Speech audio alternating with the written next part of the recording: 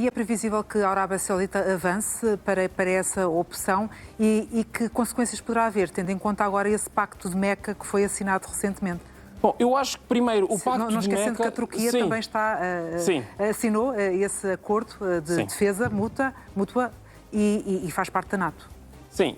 Primeiro ponto, se a Arábia Saudita iniciar operações no leste, no ocidente do Iémen, esse pacto não vai ser acionado. Não faz sentido acionar isso. Esse pacto é dirigido definitivamente a atores estatais, não a atores não estatais. Portanto, esse pacto tem mais impacto político sobre a escalada que o Irão possa vir a fazer. Serve para dissuadir o Irão, não atores não estatais. Certo. Porque os atores não estatais não estão propriamente interessados nas alianças que os países têm. Os atores não estatais estão, sobretudo, interessados em dizimar a capacidade do processo de decisão política interno de cada país. O que nós temos aqui em causa é que se a Arábia Saudita iniciar uma operação terrestre contra os Houthis, vai significar uma escalada horizontal do conflito, ou seja, uma situação em que toda a região vai mergulhar em várias guerras ao mesmo tempo. Para os Estados Unidos, isso é extremamente difícil de gerir, porque certamente os Estados Unidos são um país que tem iniciativa estratégica nesta região. E, portanto, o que sai de Washington em direção a Jeddah é que a Arábia Saudita não deve fazer essa, ou pelo menos os Estados Unidos estão a tentar incentivar ou persuadir os sauditas a não fazerem essa operação. Os próprios sauditas estão cientes disso mesmo. Até porque, se iniciam operações, os Houthis facilmente depois têm casus belli, entre aspas, para executar um bloqueio efetivo ao Estreito de Bab el-Mandeb. Efetivo, ou seja, quando eu digo efetivo, não é efetivo dentro das normas do direito internacional e do direito da navegação, mas efetivo no sentido de começar a bloquear e aplicar a mesma estratégia em pleno que o Irão está a fazer em Hormuz. E esta nova coligação com 43 países para proteger o Mar Vermelho, que a Arábia Saudita anunciou, será então puramente defensiva? Sim, é uma coligação fundamental. Porquê? Porque os sauditas estão a perder muito dinheiro e muito tempo a dar a volta ao continente africano. Portanto, sobem o canal de Suez, saem do Mediterrâneo pelo Estreito de Gibraltar, dão a volta ao continente africano e depois seguem para a Ásia para exportar os seus produtos. Precisam, certamente, que o Bab el-Mandeb esteja aberto. A coligação de muitos países, portanto, a presença de muitas forças, de uma força multinacional, é uma estratégia, parece também ser teoricamente, a estratégia mais eficiente para dissuadir os Houthis. Há um pequeno problema, que os Houthis não precisam de muito para exercer um bloqueio, mais uma vez, entre aspas, do Estreito de Bab el-Mandeb. Porquê?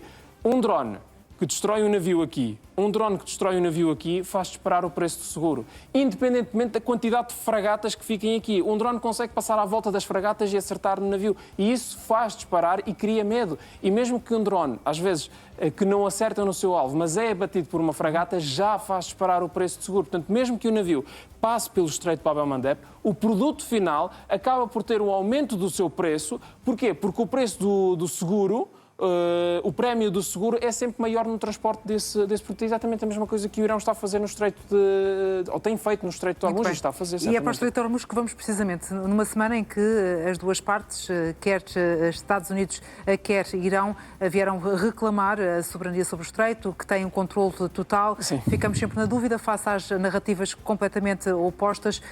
O que é que também está a acontecer e que sinais é que dali vêm? Face a isso, Janete, que disse e muito bem, essa discussão entre as duas partes, quem controla e quem não controla o Estreito de Hormuz, o Irão decidiu mostrar quem é que de facto controla o Estreito de Hormuz. Mostrar a sua força. Mostrar a sua força, exatamente. O que é que nós tivemos? Nós tivemos hoje um warning, dia 13 de agosto, do UKMTO. O UKMTO é um observatório de tráfego marítimo internacional, baseado no Reino Unido. Eles monitorizam, têm uma estrutura de satélites internacionais e monitorizam exatamente o tráfego marítimo em todo o mundo. E eles receberam um relatório de um incidente no Estreito de Hormuz, vindo de autoridades militares dos Emirados Árabes Unidos. Portanto, os Emirados Árabes Unidos anunciaram isso. O que é que houve aqui? Nesta zona, não foi identificado ainda ao certo o ponto, houve um ataque a dois petroleiros. Certamente que foi um ataque iraniano. Os americanos não têm atacado assim petroleiros, não tem sido esse o modus operandi americano. Nenhum dos outros países do outro lado do Golfo Pérsico tem interesse em atacar petroleiros, muito pelo contrário, eles têm interesse em protegê-los e que eles continuem a exportar. Portanto, obviamente que foi o Irão que fez isso. Não anunciou, não reivindicou, também não o precisa de fazer, nós sabemos que foi, não negou, o que é importante, foi o Irão que fez o Até a ataque. história do Porquê? quem cala consente. E Exatamente. porquê é que o terá feito? Porquê é que o terá feito?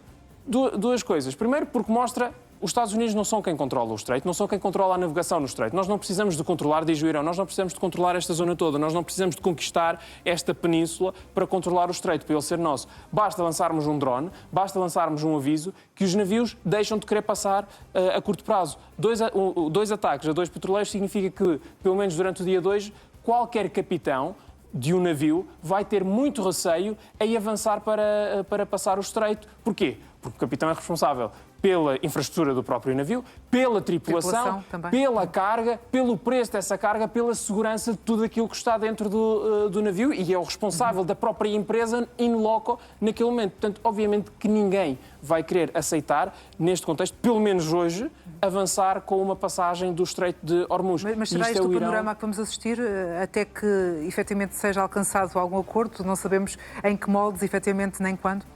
Infelizmente, parece que sim, que é esse o panorama que nós vamos assistir, mas é muito difícil depois ligar este panorama a um acordo. Como é que este panorama vai finalizar e vai se interligar com uma negociação? Só se uma das duas partes, de facto, ficar completamente colapsada em termos de cansaço. Nós temos, politicamente, os Estados Unidos estão divididos internamente no que toca a esta guerra.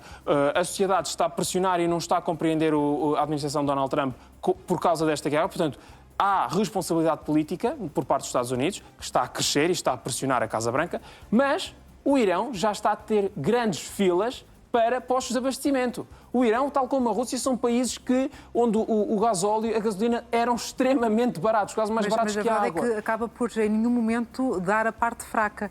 Nenhum dos dois pode dar a parte fraca. Porque é que nós conseguimos ver a parte fraca dos Estados Unidos? São uma sociedade democrática. Quando temos uma sociedade autocrática totalmente fechada e desligada da rede Wi-Fi internacional como é a iraniana, é muito mais difícil ver as críticas a amontoarem-se. Soltam, de vez em quando, umas pequenas bolhas daquilo que de facto está a acontecer na sociedade iraniana. E, portanto, nesta circunstância, os dois países estão cansados e o que estão a querer fazer é continuar a pressionar com este tipo de atuações meio híbridas, meio inconcluíveis, meio não reivindicáveis, de forma a pressionar cada uma das outras partes a fazer as suas cedências. Portanto, é isto que vai acontecer, mas há depois um risco, que é este tipo de atuações, de provocações constantes, pode levar a uma escalada. E se leva a uma escalada, nós depois não sabemos, nesta região sobretudo, nós não sabemos onde é que essa escalada vai acontecer. Se vão ser os úteis a escalar os sauditas para eles iniciarem uma invasão, ou para eles iniciarem uma operação mais intensa contra os mesmos, portanto, temos a horizontalidade do conflito a trabalhar. Se nós vamos ter o Irão a pressionar Israel e Israel a atacar o Irão, e isso significa um colapso completo, se nós vamos ter, e como estamos a ter, um quase colapso do plano de paz em Gaza, e por isso é que estamos a ter Jared Kushner a ir quase de urgência para lá para tentar salvar aquela situação, o problema do Médio Oriente é esse, é que quando a situação escala e ela torna-se descontrolada, ninguém sabe qual dos vulcões é que vai ser o primeiro a explodir. Muito bem, Vitália, muito obrigada pela análise. Obrigado, Uma boa tarde e bom fim de semana.